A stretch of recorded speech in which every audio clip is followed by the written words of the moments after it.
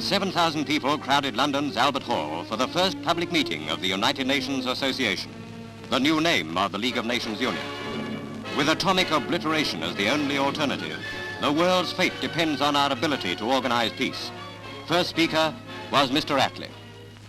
As Prime Minister, I wish to say quite simply that it is the firm intention of His Majesty's government to make the success of the United Nations the primary object of their foreign policy.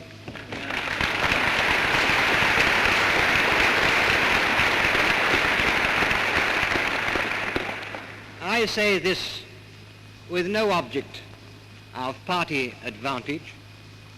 I believe that my words would be endorsed by all the other parties in Parliament. And the reason is obvious.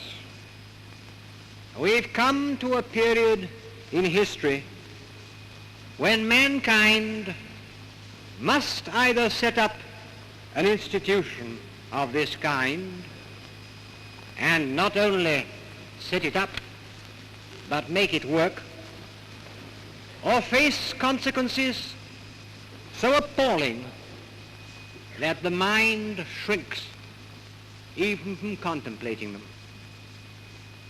Atomic energy has been liberated, and that fact makes war merely a form of suicide for mankind.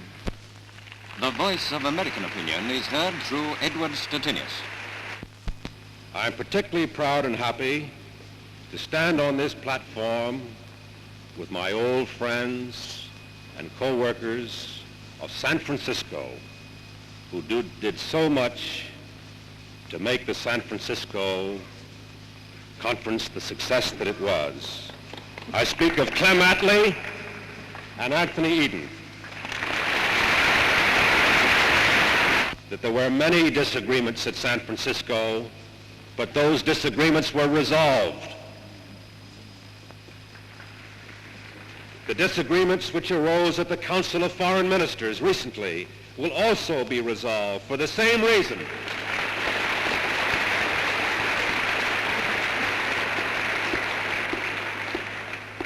And that reason is that it is in the vital national interest of each of the nations concerned that those differences be resolved.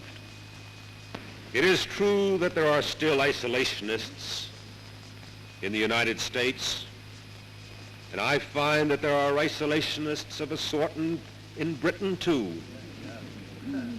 although they go by a different name.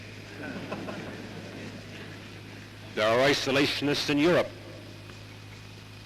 and I am sure that in the Soviet Union also we would find isolationists.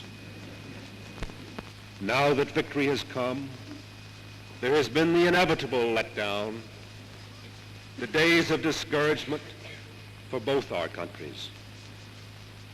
There are strikes in America, and rationing here is tighter than ever. We owe so much to each other and have been joined in such great and heroic enterprises that we must now listen to the discordant voices on both sides of the Atlantic, sniping at each other in the sharp and the shallow words of little men. But I know that the real people in America believe in you, just as I hope and believe that the real people of England believe in us. The world watches mankind's last chance for permanent